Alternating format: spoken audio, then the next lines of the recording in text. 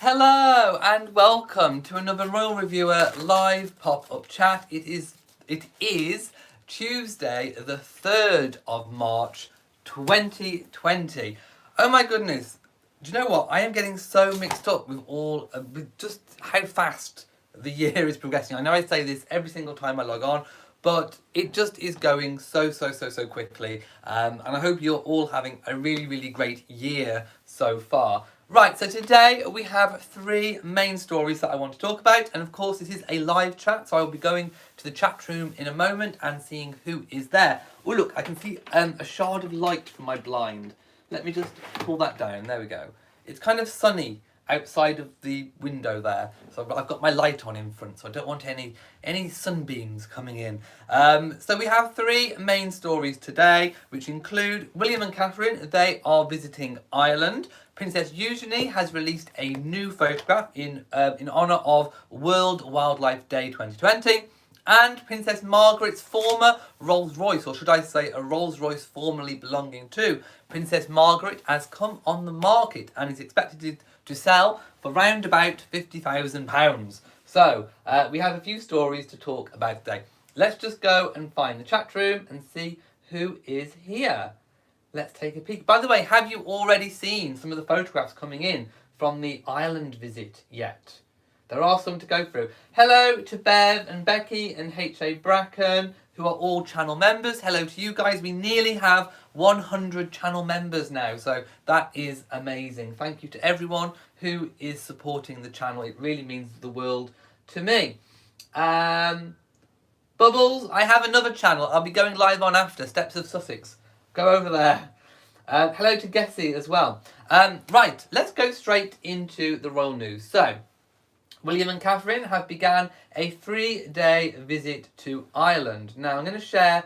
I'm going to refresh the page because they are still at this point in time. They are still undergoing this engagement. The full day of engagements has not finished and been completed yet. So towards the end of the evening, once everything's kind of come in, I will endeavour to make a video a dedicated video about what they've been up to, visuals and all that kind of thing. So as soon as the day is over and there's no more to tell, I will compile everything and post a video for you to check out. But in the meantime, we can talk about what's happened thus far.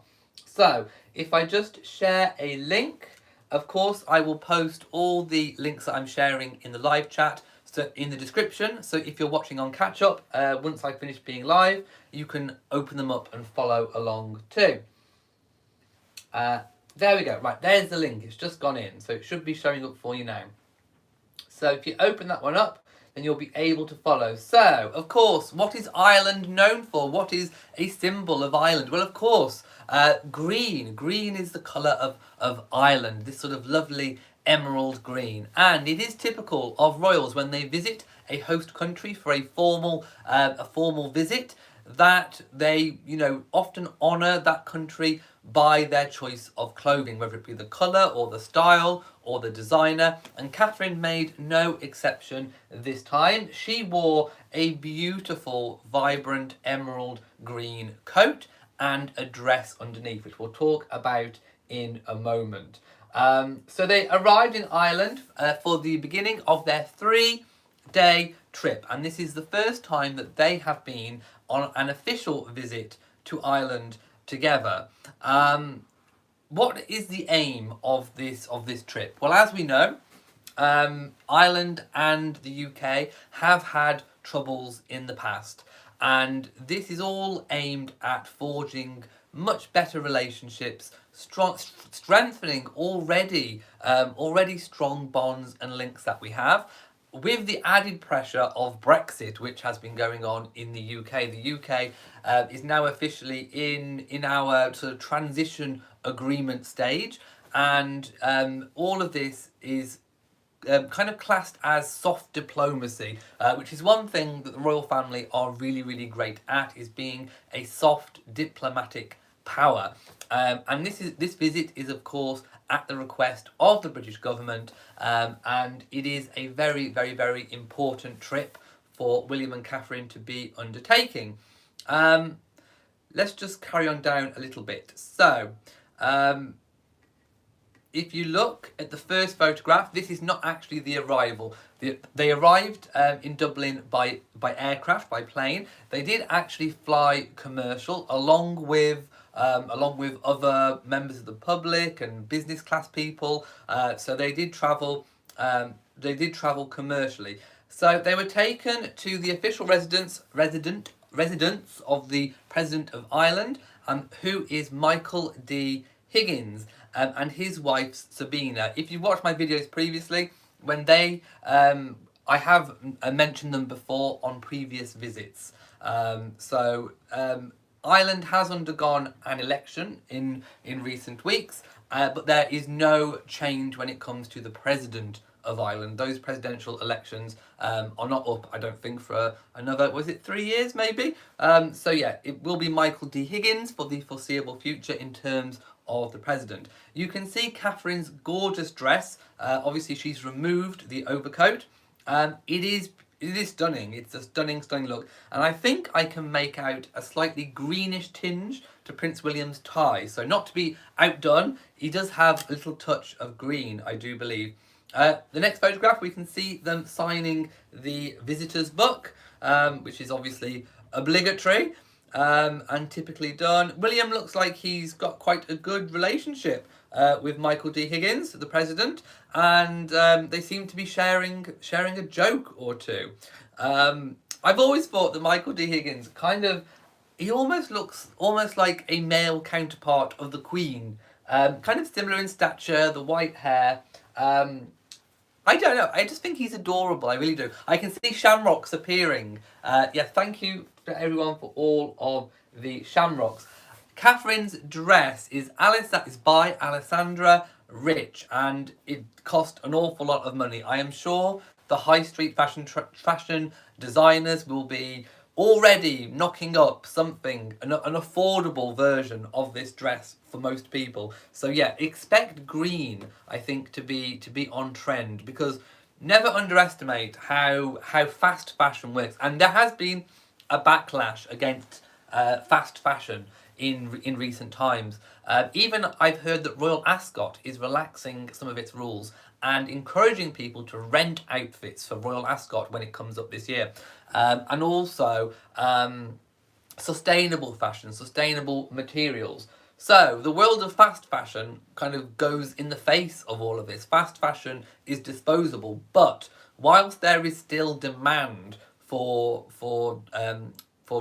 high street retailers to kind of copy and clone what royals are wearing, what celebrities are wearing, what the Hollywood elite are wearing, what musical trendsetters are wearing, you can guarantee that probably a copy of that dress will be on the racks within months. So there probably will be an affordable version somewhere along the line.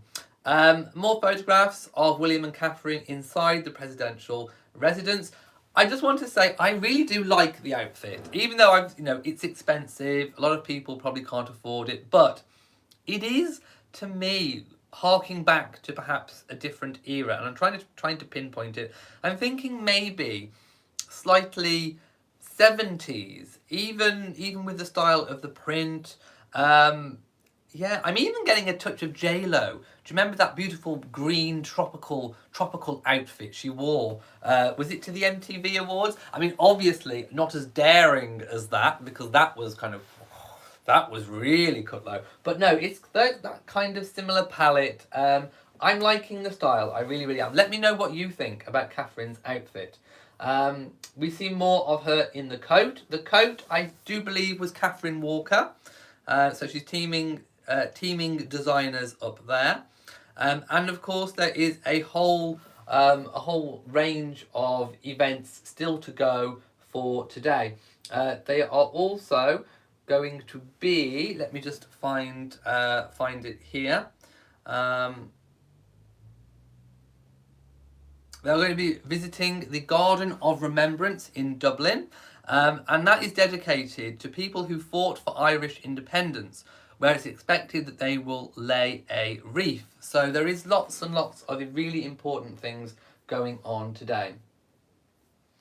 Let's have a little look.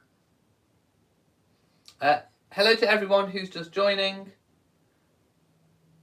Rosa says, did Prince Harry and Meghan go there 1 year? Yes, they did.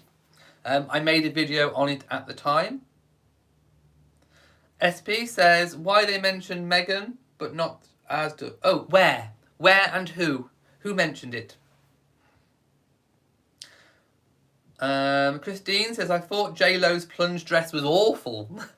It was of its time, but nevertheless, it was iconic. It was an iconic dress. Barbie says, I saw a video of William and Catherine deplaning. Now that's a word, deplaning. Disembarking. I don't know, I quite like deplaning. In Ireland, Catherine, as always, looked stunning. Both looked happy and relaxed. And yes, I agree, Catherine does always look gorgeous for these events. She could wear a bin bag and she would still look really, really good. So I will bring you more and more news on that once everything comes in from today. So I want to move on to the next story now, which is Princess Eugenie. Now, it is World Wildlife Day, so I'm going to share a link to her Instagram account where she has shared a throwback photo to, I believe, 2009, I think it was. Yes, 2009. And there she is when she visited. She says, I was lucky enough to go to Mogo Wildlife Park in 2009 whilst visiting my aunt in Australia. It was such an incredible experience to be with the animals and meet such a dedicated team of people supporting these magnificent creatures. Mogo Wildlife Park reopened this past weekend after the devastating fires, which again is just absolutely shockingly awful what happened. And obviously Princess Eugenie's mind is going back to the time that she spent in 2009. And it must be horrific to think back about the wildlife that's been affected, especially with somewhere that you have actually visited. She says,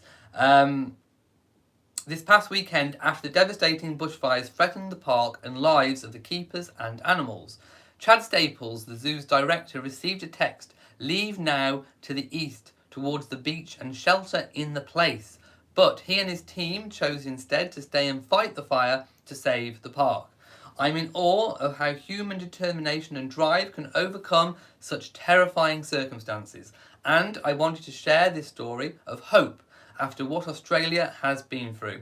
All my thoughts have been and are with all of those who have been affected by the fires in Australia. And if you look through her selection of photographs, there are, I do believe, 2 of her, and the rest are of animals and, of course, the devastating fires that have been affecting Australia. The world's weather is just going crazy. I mean, in the UK, we've had flooding. In Australia, there was fires, and then that was all extinguished by rains. Yeah, it is really, really bad. And my thoughts, and I think everyone who watches, thoughts and prayers go out to anybody who has been affected around the world by extreme weather conditions. Hello to everyone who has just joining. Oh, Laurie says, Americans say deplaning. I've never heard of deplaning before. I've learned a new word today. Where are the photos of Catherine? In the link I shared. Have you only just got here? I shared a link. I will put the link in the description once I've gone off live. But I'm going to move on to the next story today, which is Princess Margaret's Rolls Royce. So, sometimes previous items that have been owned or have a royal connection come up on the open market. With vehicles, they spend often a time in the royal fleet, and then sometimes they are sold on. In particular with private cars. Sometimes, the Royal Mews does have a big collection of vintage vehicles, but often they can be sold on to make way for new vehicles. As we know, there was an auction of Princess Margaret's personal possessions way back when. That was to raise money, I do believe, to pay for inheritance tax costs. But Princess Margaret's Rolls Royce that she once used has actually come on the open market. So I'm going to share a link to that. And we can take a look at Princess Margaret's vintage Rolls Royce, which is actually quite exciting. I would love to own this. It looks really amazing. It also has some kind of special bespoke royal features, which include black leather trimmed doors, which don't reflect the camera flashes. Now, of course, if you are a star royal, such as Princess Margaret was, commanding lots and lots of camera flashes, that's a feature that you need. Now, I don't know whether luxury vehicles take that into account these days, but this vehicle most definitely has non-reflective camera flashing doors, which I think is very, very good. Now, it's expected to go or to be auctioned for around about £50,000. It's a hand-built to order model of a silver Wraith 2 and was finished in a colour known as Cardinal Red. Like I say, it's going on, I think, for a reserve of about £50,000, but possibly could go even higher, maybe 60, and who knows what how much more higher it could go. It's going on sale on March the 18th, and its last official journey was to convey family members to her funeral at St George's Chapel, Windsor, on February the 15th, 2002. It was known as her longest serving vehicle, Rolls Royce.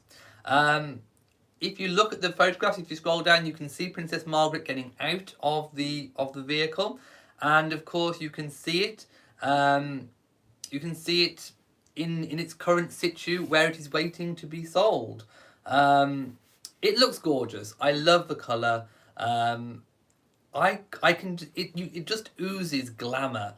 If there was any kind of epitome of glamour, this is it. I would love that vehicle. It just looks so stunning and glamorous, classic. You can imagine Hyacinth Bouquet really wanting that vehicle. Just looks really, really stunning, and there are lots of photographs there for you to scroll down and see Princess Margaret getting out of that vehicle, getting in. It's fabulous. I absolutely love it. Let me know what you think. Would you like it? Would you like that vehicle? If you had the money, would you buy it? Let me know. What tiara am I wearing today? I am wearing the Spencer family tiara today. Laurie Lane says, you pronounced my name correctly. Yay, everyone else says Laurie. Laurie instead of Laurie. Yeah, Laurie. Laurie.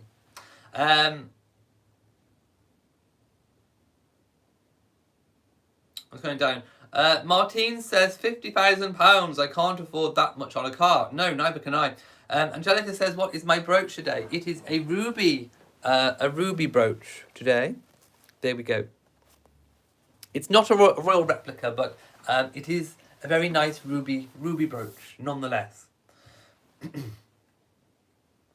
Christine says, no room in my garage. It looks huge. It looks a really, really huge vehicle. Hello to Juliet and all the other channel members who have joined since. Right, I've kind of whizzed through all of my royal stories today. I mean, like I say, I will go away after this and compile lots of different things about William and Catherine's visit to Ireland. They are still undergoing that day one of their royal tour, and of course they didn't get there until the afternoon, so all of their engagements today are still underway. Bella says, oh, you do have room, so ship it over. It's on its way. No. £50,000. Wow. If you can afford that, then get it shipped over. Hello to Lisa. Right, okay.